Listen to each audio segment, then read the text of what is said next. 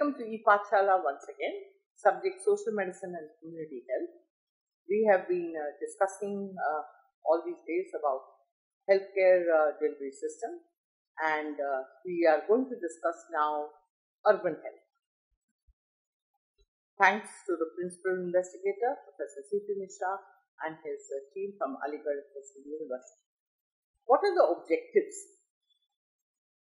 When we say define urban health, we are going to talk about urban health. In other words, so now what we want to know is what is urban, what is rural, how do you define urbanization, what are the different reasons for urbanization, how is urban health important, how urbanization affects health of the individuals, what are the common problems faced by urban population, what can be the different measures to improve the health of the urban dwellers, and define roles played by different sectors in improving urban health. What is urban health? Urbanization is the physical growth of an urban area as a result of rural mitigation and even suburban concentration into the cities, particularly the very large ones. Further, for a growing proportion of the world's population, prospects for a better future are tied to the living condition in cities, naturally, because living in urban areas opens a lot more avenues for employment, for living conditions, for lifestyle, for good food, for good education for the children, and general improvement in the lifestyle conditions. So, there is a constant migration from the rural areas to the urban areas, and as such, even those rural areas which are bordering the urban cities, soon enough within a few years, are actually considered as part of the urban area due to the sudden explosion of population, urbanization, civilization, and they all become part of the city.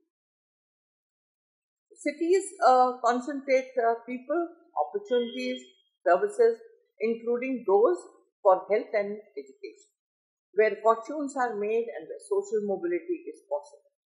The year 2007 saw for the first time the majority of human beings living in an urban area. And this is because of a large number of people, population explosion. People want to find service opportunities, better living opportunities, better educational opportunities.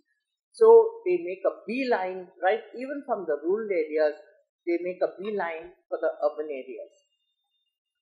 For the first time in history, more than half of the world's population resides in urban areas. It is estimated that by 2030, 6 out of every 10 will be living in cities. The rapid urbanization is more to low to middle income countries of Asia and Africa. Now, Southeast Asian region is actually home to more than 1.74 billion people, almost 56% of the world's population. And of these, almost 600 million, or about 32%, live in urban areas. The impact of urbanization on health is particularly important in the region due to the population size and proportion of the urban poor. The WHO actually regards urbanization as an urgent public health concern because, considering urban health as an important issue, World Health Organization dedicated 2010 World Health Day theme Urbanization and Urban Health Matters to urbanization. The urban setting influences health outcomes both positively and negatively. In terms of health, urbanization presents challenges as well as opportunities. A word about urban health. It's not only we are related with the health concerns, but the fact that people are shifting, they prefer to live in the urban areas, has, as we have already said, positive factors plus negative factors playing a very important role in their lifestyles. Now we see that many of the areas which are growing urban, and that too on the borderlines of the city. Now, for example, Bombay has one of the biggest slums in Asia, that is the Dharavi, and yet it is positively a very organized slum area which has got a water supply, which has got all possible facilities and amenities, except for the fact that the people sometimes live in small um, huts made of tins, made of wood, made of covered with plastic coverings, and they are non-permanent type of constructors. But they do live there. Their life goes on. They are earning money. They are giving place to families, and education is being presented. But urbanization itself presents a challenge to the life opportunities. Why urban health matters? Urban health issues are actually highly relevant for the following reasons. First, with the majority of the world's population now living in urban areas, and this proportion is expected to grow. The United Nations projections are that more than 35% of the world's population will live in urban areas by 2025, and urban health should now become the major focus of global public health policy. Second, much of the natural migration growth in urban population is amongst the poor. More than 1 billion people, one third of the urban population, lives in overcrowded and life-threatening conditions in urban slums and informal settlements. And if cities fail to deliver on the perceived promise of economic opportunities for the poor, large concentrations of unemployed young people may threaten social stability, security, and health of the communities as a consequence. Now, the question is that urban health, although it can be regulated, yet it presents more challenges than the normal acceptance, because it is not only the health factors, it is the law factors in terms of criminal activities, in terms of drugs, in terms of smoking increase, in terms of unsocial elements, gathering of unsocial elements, and gathering and running of unsocial clubs. For example, prostitution becomes thrives, selling of children thrives. So all these type of unrequired and unwanted items also come on the agenda of urban health, and it is very difficult to penetrate into the mesh fold of these urban health or urban slum communities in order to give any sort of protection or stability to the urban life. Thirdly, there is evidence that rapid and unplanned urbanization can have negative consequence for the health and safety of the people. Definitely, this is what we've been talking. That apart from giving them a regular lifestyle, it is more of a dangerous lifestyle because their fear never goes away. Safety is never a matter of safety, neither in the daytime nor in the nighttime, is a matter of concern for any of the public health authorities. And acceptance of other useful items, that is provision of water supply, provision of safe drinking water supply, provision of good food, provision of health services per se is important. Besides the seemingly inevitable degradation of the physical environment that rapid urbanization tends to produce, there are also a plethora of human behaviors that tend to be affected. This is exactly what I've been saying, that once urbanization starts because there is a need to improve oneself. There is a need to connect with the urban environment, to become cityfied. And as such, so we need lights, so every time an item enters this extended urban environment, we are going one step backwards because there are larger number of people, larger number of interactions, and not many of them are pleasant.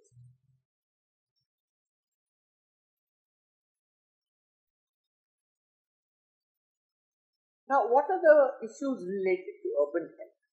Urbanization actually impacts the population health.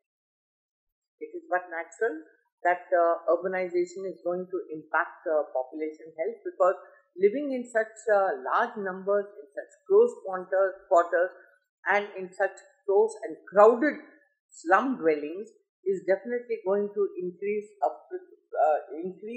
large number of infectious diseases. So it could be skin diseases, it could be lung diseases, and because of the different lifestyles, cancer could be on the increase, and because of the lack of healthcare being available to each and every corner of this newly urbanized population.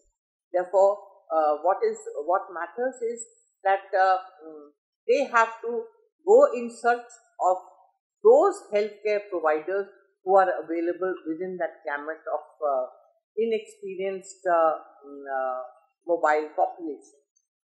And since this is a mobile population, it is important to know that as each one goes and comes back in, they filter in, they are bringing with them certain habits which are not very healthy habits, certain diseases, certain lifestyles which they spread to the younger population, which is actually affected by the younger population on a faster basis, and as such it spoils it creates an imbalance of the balance of health as well as mental health.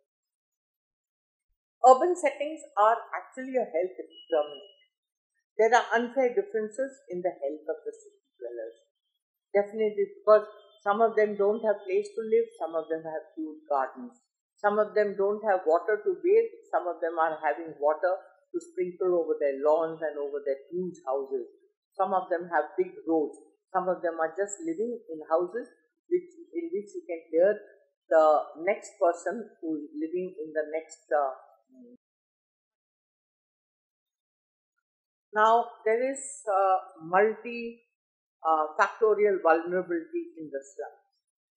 And what are the factors? Factors such as housing, services, land status, location, and access and use of public health services. Then the hidden and the unlisted slums are also there. Past infrastructure interventions, alcohol, gambling joints, gender inequality, negotiating capacity.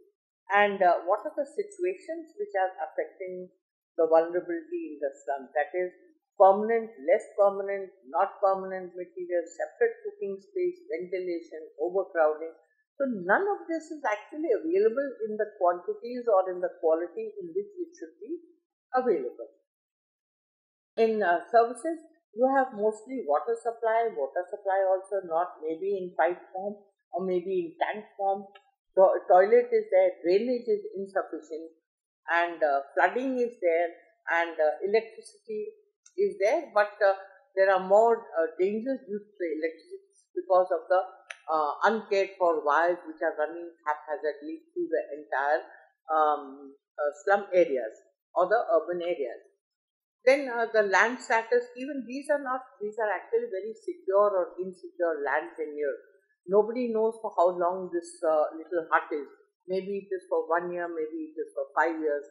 And location on the municipal government land, or is it on a private land? If it is on a private land, all these houses are akin to being rubbed out if the moment the private developer comes in. So hazardous locations are there, and they could be in the low-lying areas also. Access and use of public health services. Lack of access to primary healthcare, hospital services, poor quality of health services, nutrition, food security services, all these are there. Hidden and unlisted slums may be there. That is, many slums are not notified in the official record and remain outside the purview of the civic and health service. So they have to fight, they have to snatch, they have to steal electricity, they have to steal water supply, and yet they are not permanent residents. Fast infrastructure, intervention in the slums, and besides, these people are always have the fright that any day they come, their houses could be wiped out. Fast infrastructure, intervention in the slum. If an infrastructure project has also been implanted reasonably well, some slums have better roads, community halls, and other infrastructures, while most of the slums do not have any of these facilities. Alcohol and gambling join gender inequity. These affect the extent of the depletion from alcohol, domestic violence, gender inequity, uncomfortable social environment. So because all sorts of social miscreants are available in these areas, and because all the time, morning, noon and night, smoking, drinking, gambling, all these are there available on the roadside, and they are in the eyes of the regular passerbys. So with the result that any woman, any child passing by is going to learn that this is the life which they have seen growing up. So then negotiating capacity, lack of organized community, collective effort. Now when they are living in such difficult circumstances, there is no possibility of the entire community getting together to have one collective effort or to have one collective voice. And the absence of such an active, aware individuals who can be the voice of the community. This is very important and very correct. Then urban health in the Indian context. India also has amongst the world's largest urban population with below poverty line incomes and the world's largest population living in the slums. In 2004, 2005, 80.8 million urban dwellers, that is 25.6%, were below the poverty line. The largest and because they are below the poverty line, often these people have to emerge out of their quarters in order to earn money, to earn bread, and as such, thieving, non-social, mixing with non-social elements, and prostitution, gambling, all and criminal activities, all this will become part and parcel of the daily horizon. The largest concentration of urban poor population were in Maharashtra and UP, 11.7 million, Madhya Pradesh, 7.4 million, and Tamil Nadu, Karnataka, and Andhra Pradesh, each with between 6 to 6.9 million. Urban population growth in India. Now, this is a chart which is showing how steadily there is growth of urban population in our country, right from 1951 to 2026. It is expected that it will reach this big amount, and percent urban, maybe 600 million. Nothing. Okay, during the 20th century, urban population multiplied more than 10 times. And this is too rapid a growth, and we have to match this particular growth of the population with the growth of the facilities which are available with us, which is not possible. Therefore, we can expect a lot more disasters, natural disasters occurring as a result of this super explosion of population and urban growth.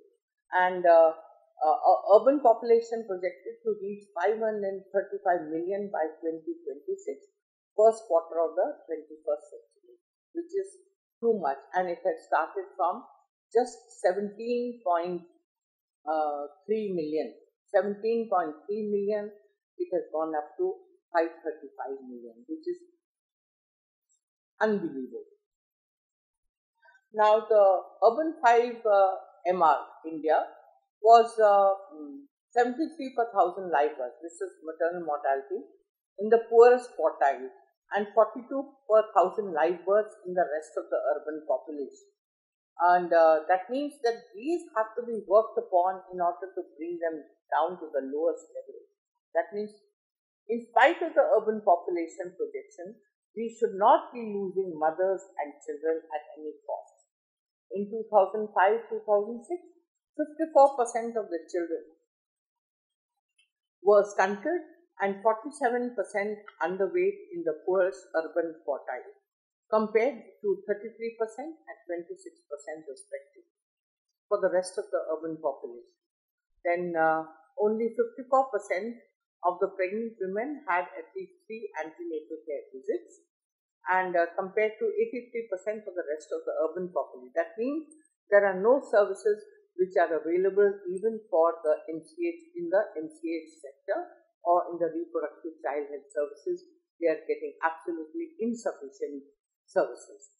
81.5% did not even have access to piped water at home. 52.8% did not use a sanitary flush or a fixed toilet. Means they have to go for open field defecation. And this piped water we see often in the movies and we see in the documentaries, people making long lines, or they are putting their buckets and the water containers in long lines right from the early part of the latter part of the night or the early part of the morning, and the water comes for only a small while, and in that particular time all the water has to be collected and put for regular use. The proportion of the population living in the slums and the proportion living below the poverty line are both around 25%. A high proportion of the poorest urban quartile in India and in each state is likely to live in the slums and unlisted poverty clusters. However, slums, including unlisted poverty clusters, have the highest concentration of poor people and often the worst living conditions, especially if efforts are made to include a more accurate count of slum dwellers. Recommendations to improve urban health. Promote urban planning for healthy behavior and safety. Improve urban living conditions. Ensure participatory urban governance. Build inclusive cities that are accessible and age-friendly. Make urban areas resilient to emergencies and disasters. This is all very well to recommend, but is it really possible that this can be done? So let us see how. Urban health planning. Urban health planning, this is a very good motto, and we have to follow under this. Let us see what are the rules, different rules which are played by different people. Ministry of Health, they become more informed about the social determinants of health and how urban policy choices impact health and development. B. Engage other sectors including housing, transport, industry, water, sanitation, education, environment, and finance agencies.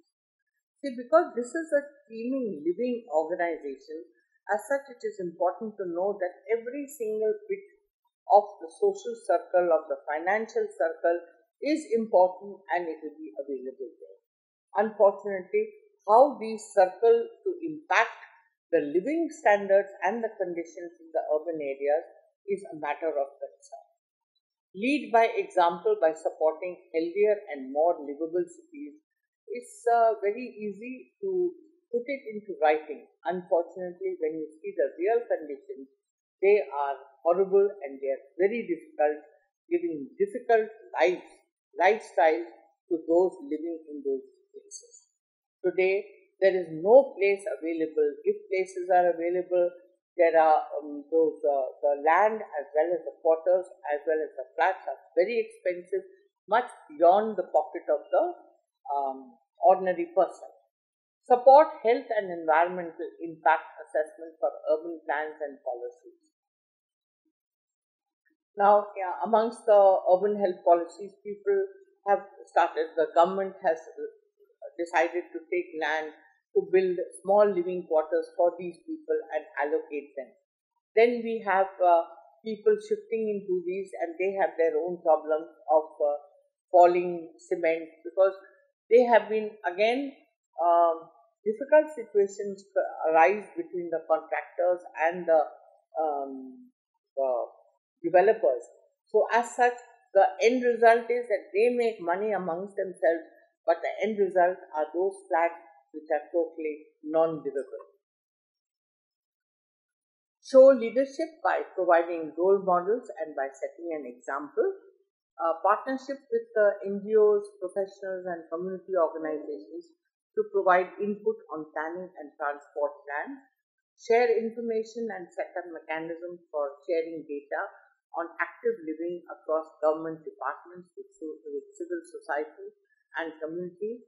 Encourage and enable community participation. Most important, but these are good points to make and good points to follow, to set. But the thing is that with this explosion of population, explosion of living situation, explosion of the sentiments of these people who are living, working hard to make a living for themselves and for their families under such difficult circumstances shows that urban health is not a very easy subject. It is not very easy to deal with.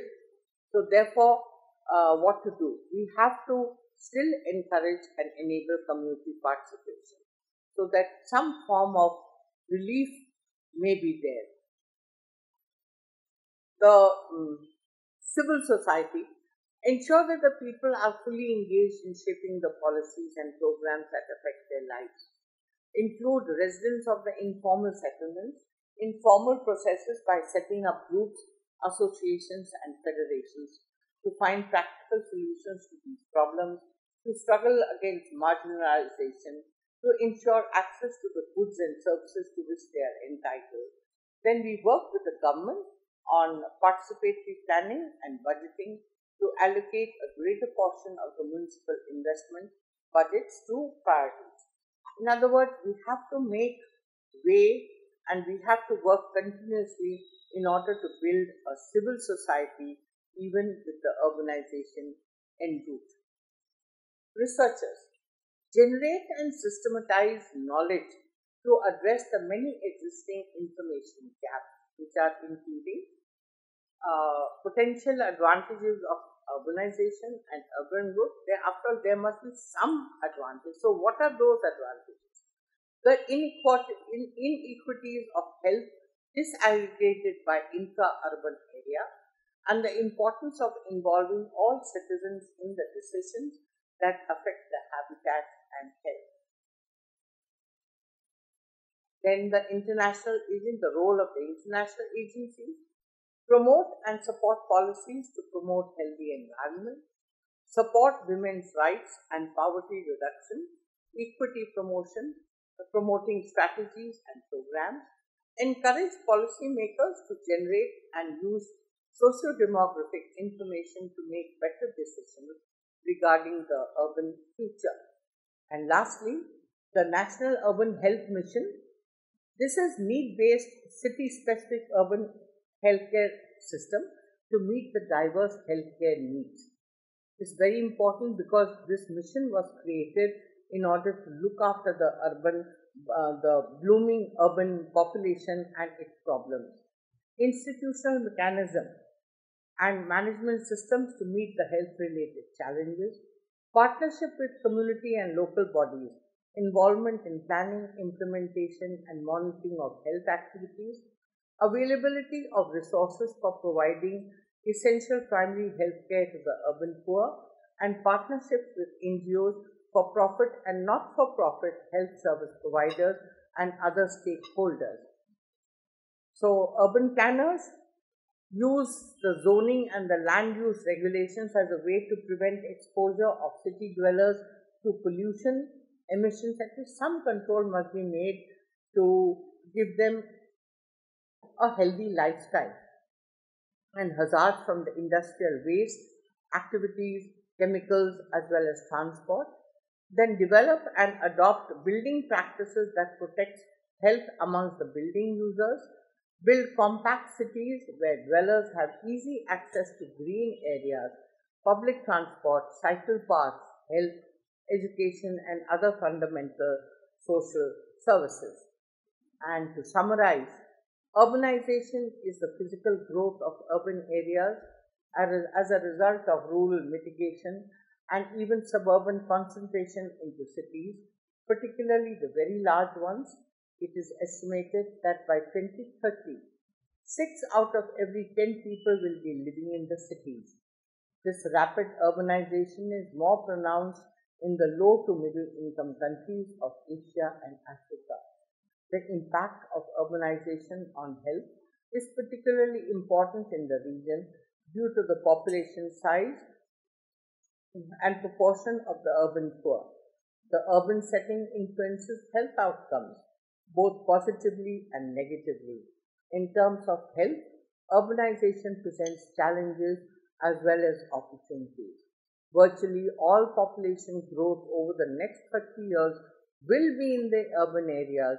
They will grow horizontally in the form of an urban sprawl, whether as suburbs in the developed world or as peri-urban expansion in the developing world.